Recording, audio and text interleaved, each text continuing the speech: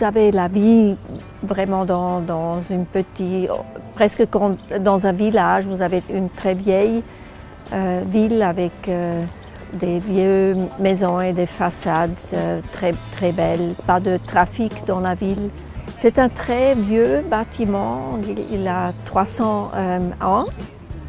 Dans l'histoire, on a transporté du lac de Constance, on a transporté des marchandises avec le bateau et on ne pouvait pas continuer parce qu'il y a la chute du Rhin.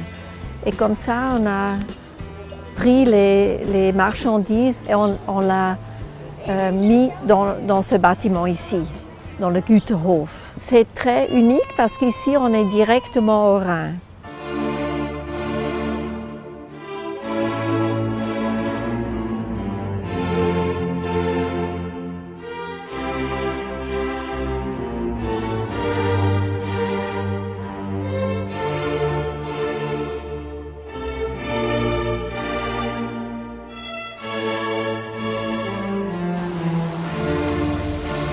C'était une bâtisse médiévale qu'Hortense de Beauharnais achète en 1817 et où elle décède 20 ans après. Et c'est le lieu aussi où le prince Louis-Napoléon Bonaparte, le futur empereur des Français Napoléon III, a grandi, a passé son enfance et sa jeunesse. Après la défaite de Waterloo et le départ en exil de Napoléon Ier, toute la famille Bonaparte aussi a été envoyée en exil. On a des meubles Premier Empire, on a des meubles Restauration, mais on a aussi des meubles du Second Empire ou alors des cadeaux faits à l'impératrice Eugénie comme l'armoire à bijoux qui est un cadeau du tsar Alexandre II de Russie.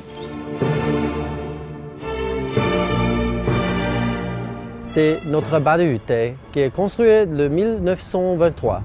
Le Badehütte, c'est une maison très ancienne, très spéciale pour les peuples ici. C'était construit pour se baigner parce qu'il n'avait pas de l'eau fraîche dans les maisons.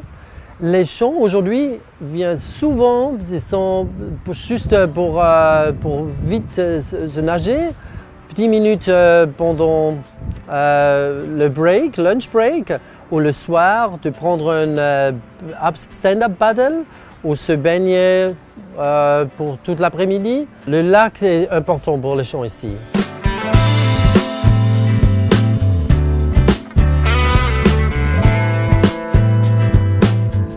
Au XIIIe siècle, ça a commencé avec le textile. La ville s'est énormément enrichie. Quand le premier Auriel est venu dans la ville, c'était fini avec la défense. C'était là pour se mettre en position, étant riche, avoir de l'argent pour faire cette construction. La ville de Saint-Gall est connue comme ville énormément catholique. Mais ce n'était pas du tout le cas. 100% protestant, mais au milieu est resté le monastère catholique. Et c'est pourquoi on a construit un mur d'enceinte, un mur de séparation plutôt. C'était la paix, vous savez, quand on ne se voit plus, ça va toujours mieux. C'était à Saint-Gall le cas. Sie sind in einem der ältesten protestantischen Häuser, das vor 450 Jahren erbaut wurde, das unter Denkmalschutz ist. Und hier sind Sie in der Zollikofer-Stube, das ist auch die Familie, die das Haus erbaut hat. Die blaue St. Galler Kartoffel, die wurde vor 25 Jahren, hat die wieder so ein Revival begonnen. Und die ersten Kleinen, damals waren sie wirklich so klein, voller Augen, haben ihre ersten Versuche gemacht. Wir haben gesehen, die Farbe mutiert ständig. Das Aroma, die Größe. Wir haben vom Bauern, der die Saatkartoffeln macht, haben wir die großen und die verarbeiten wir in ganz verschiedenen Rezepten als Suppe, als Salat, als Püree.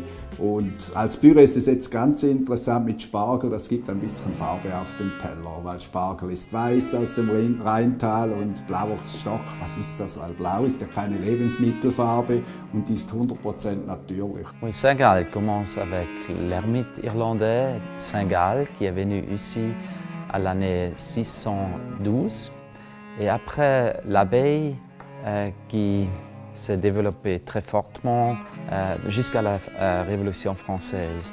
La plupart des manuscrits de l'Haut Moyen-Âge sont disparus. Ici, les manuscrits toujours existent. Il y a beaucoup de documents du Haut Moyen-Âge qui sont importants, qui se trouvent ici. C'est par exemple le plan de Saint-Gall, la règle de Saint-Benoît, à peu près 400 manuscrits qui datent avant l'an 1000. La bibliothèque de Saint-Gall existe maintenant pour plus que 1200 années. Un des documents les plus précieux pour moi, personnellement, est le capitulaire de Charlemagne. Saint-Gall est vraiment un héritage mondial.